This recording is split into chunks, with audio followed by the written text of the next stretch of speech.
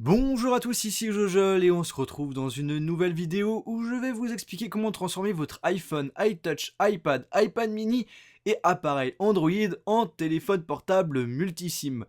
Même si cela peut être surprenant, vous allez bien pouvoir téléphoner et envoyer des SMS directement avec des iPod Touch et iPad. Tout cela est possible grâce à ce petit boîtier qu'on appelle SockBlue qui se connecte en Bluetooth avec votre appareil.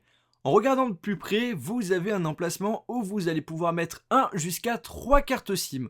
Ça dépend de celui que vous allez acheter. Moi par exemple, c'est un multisim. Je vais pouvoir donc utiliser 2 cartes SIM simultanément. Et si j'ai un iPhone, je vais pouvoir gérer jusqu'à 3 cartes SIM.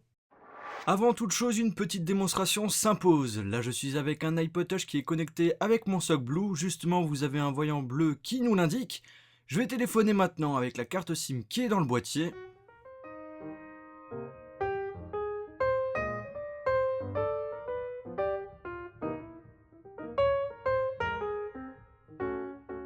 Et vous voyez, ça marche très bien. On va voir ce que ça donne en envoyant un SMS.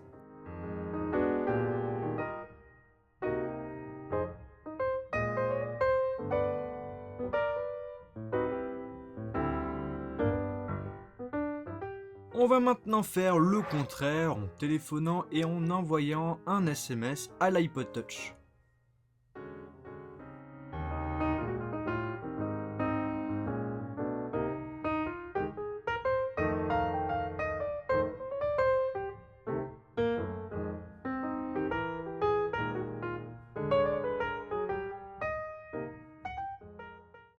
Ce qui est aussi très pratique et qui peut être vu comme une solution de décimlocage, c'est le fait que si vous achetez un futur iPhone bloqué, vous aurez plus besoin de débourser 1 euro pour avoir un décimlocage officiel via des sites internet ou bien encore pour acheter des supports de carte SIM.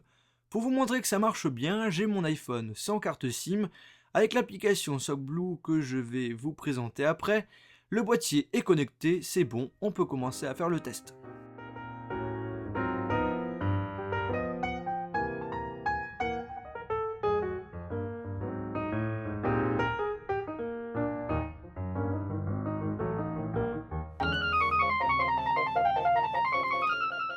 Intéressons-nous maintenant aux produits. Le packaging à première vue reprend celui des produits de la pomme. Il est livré avec un câble dock USB qui est le même que celui d'Apple. Vous avez une notice et une aiguille pour enlever justement les supports de carte SIM. On va se focaliser désormais sur le boîtier. Il est plutôt fin et assez léger. On peut glisser facilement dans une poche. En face, vous avez un voyant blanc pour le démarrage et la recherche d'appareils Bluetooth. Le violet quand il charge et rouge quand on l'éteint. À droite et à gauche, vous avez un emplacement pour mettre une carte SIM. On doit juste prendre la petite aiguille et le rentrer dans le trou, c'est comme sur l'iPhone. En haut, vous avez le bouton power pour l'allumer et l'éteindre. On laisse appuyer pendant 5 secondes pour le mettre à on ou à off. Et juste à côté, en appuyant avec l'aiguille, vous allez faire un reset. Et pour le brancher, le dock se trouve vers le bas. C'est bon, vous avez bien compris le fonctionnement du boîtier, on va passer à notre appareil. Tout d'abord, pour les produits Apple, il faut qu'ils soient jailbreakés parce qu'on va devoir télécharger une application dans Cydia. On va aller donc dans Gérer, Source et rajouter cette source. apt.fise.com.cn/sockblue. Ensuite, on va rentrer dedans et vous allez installer l'application. Pour Android, je vous mettrai le tuto dans la description de la vidéo. Si par hasard la source ne marche pas, je mettrai une deuxième source qui permet aussi de télécharger l'application SockBlue. On se retrouve dans le Springboard et comme vous pouvez le remarquer, l'application a bien été ajoutée. Quand on rentre dedans, vous avez une partie qui est dédiée aux messages, donc les SMS que vous aurez envoyés. En haut à droite, vous allez pouvoir écrire un nouveau message. Récent, ben là, on va vous afficher l'historique des appels.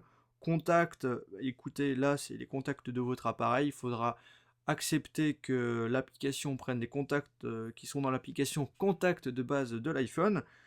Après, vous avez la partie qui est dédiée au téléphone, où vous allez taper vos numéros de téléphone, et vous remarquez qu'en bas, vous avez un téléphone avec un numéro 1 et un téléphone avec un numéro 2. Et justement, ça sera là où on va devoir choisir si on veut téléphoner avec la carte SIM numéro 1 ou avec la carte SIM numéro 2. Ensuite, vous avez More, où on va appuyer sur Connect statut, il va rechercher le boîtier, donc là le sock blue doit être allumé et clignoté.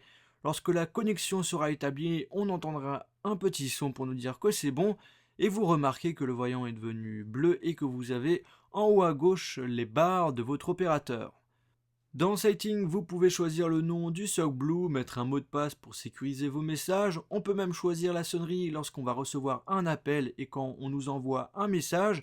Après, on a plutôt des réglages classiques et vous pouvez même, pour finir, synchroniser les contacts de vos cartes SIM juste en appuyant sur 5. Le sock blue est proposé chez mon partenaire iAccessoires au prix de 65,90 €. Je mettrai dans la description de la vidéo le lien pour pouvoir l'acheter si cela vous intéresse.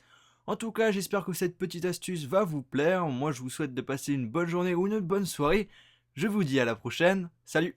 J'espère que la vidéo vous a plu. N'hésitez pas à regarder une de mes dernières vidéos qui vient juste de sortir, à vous abonner sur ma chaîne YouTube, à me suivre sur Twitter, à aimer ma page Facebook et de suivre le stade iPod Touch The Pro. Merci à tous et à la prochaine!